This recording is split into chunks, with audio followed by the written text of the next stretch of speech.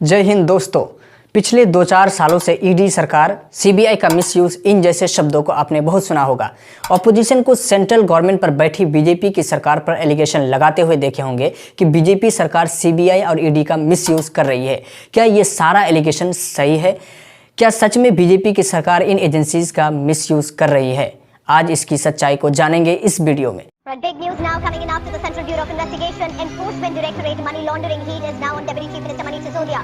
The Enforcement Directorate is now विपक्ष अब इस मुद्दे पर एकजुट होता हुआ नजर आ रहा है। ममता बनर्जी की पार्टी की तरफ से भी प्रतिक्रिया आ गई है। राबड़ी के घर सीबीआई के एक्शन पर टीएमसी की तरफ से बयान दिया गया है। विपक्ष को परेशान। केंद्रीय सरकार सीबीआई और ईडी को इस्तेमाल करते हैं विरोधियों को कष्ट देने के लिए।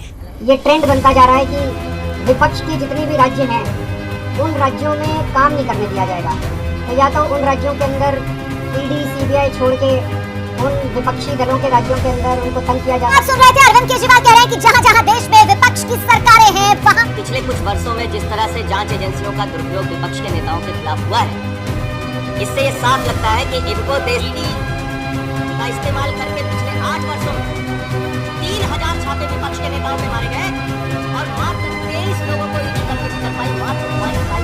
सीबीआई ईडी का प्रयोग कर जीवीके पर दबाव डालकर हिंदुस्तान की सरकार ने उस एयरपोर्ट को अदानी जी के हाथों में कर दिया।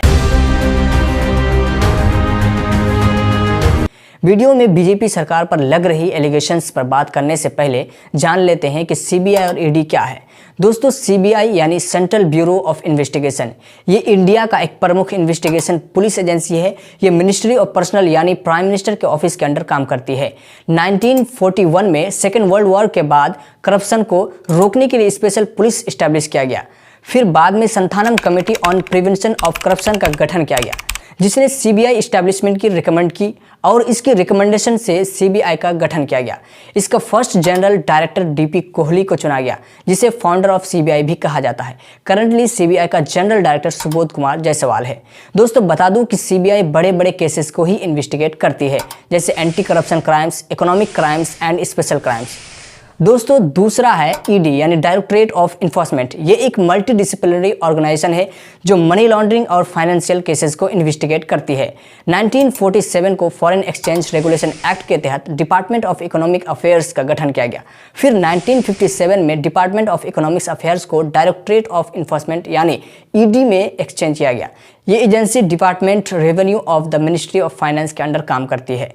दोस्तों, इन दोनों एजेंसीज का सेंट्रल गवर्नमेंट ने मिसयूज किया है या नहीं, हम आपको कुछ एग्जांपल्स के थ्रू बताएंगे।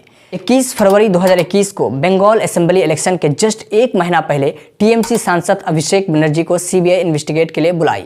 सितंबर 2019 को महाराष्ट्र असेंबली इलेक्शन से जस्ट एक महीना पहले एनसीपी चीफ शरद पवार और उनके भतीजे अजीत पवार के अगेंस्ट ईडी ने मनी लॉन्ड्रिंग का केस रजिस्टर किया।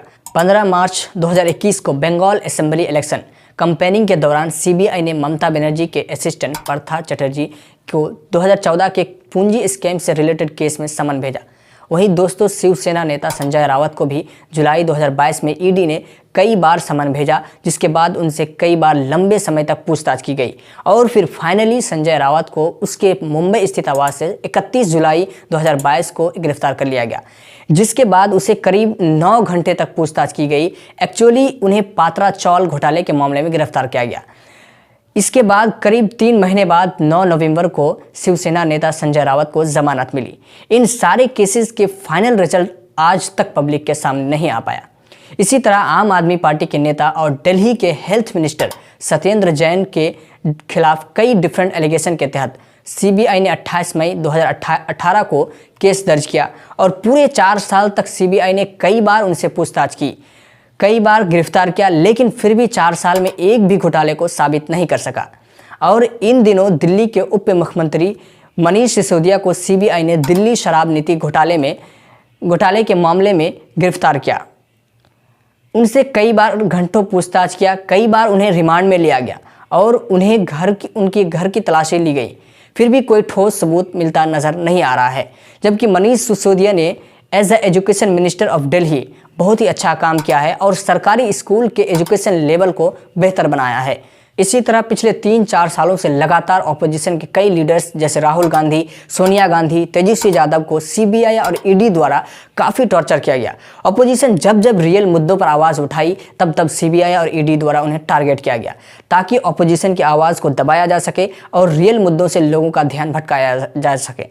जबकि दूसरी तरफ पिछले 3-4 सालों में रूलिंग पार्टी की किसी भी नेता पर सीबीआई या ईडी का छापा नहीं पड़ा। ऐसा लगता है कि रूलिंग पार्टी के सारे नेता दूध के धुले हुए हैं। मैं ये नहीं कहता कि ऑपोजिशन के लीडर्स पर इन एजेंसीज की कार्रवाई ना हो, बल्कि हर उस नेता पर कार्रवाई हो जिस पर किसी भी तरह के स्कैम की खबर हो, चाहे वो ऑपोजिशन का लीडर हो या रूलिंग पार्टी का, और वो इन्वेस्टिगेशन पूरी तरह स्वतंत्र हो। लेकिन आपको रूलिंग पार्टी के किसी भी नेता पर सीबीआई या ईडी का इन्वेस्टिगेट करते हुए नजर नहीं आएगा। इन सारे डेटा और कैलकुलेशन से आप समझ ही सकते हैं कि रूलिंग पार्टी द्वारा सीबीआई और ईडी का किस तरह मिसयूज किया जा रहा है। दोस्तों, इस पर आप सबकी क्या ओपिनियन है कमेंट सेक्शन में ज़रूर बताइए। वीडियो अगर इन्फॉर्मेटिव लगी हो तो वीडियो को लाइक एंड शेयर ज़रूर करें और हाँ, सब्सक्राइब द चैनल। धन्यवाद।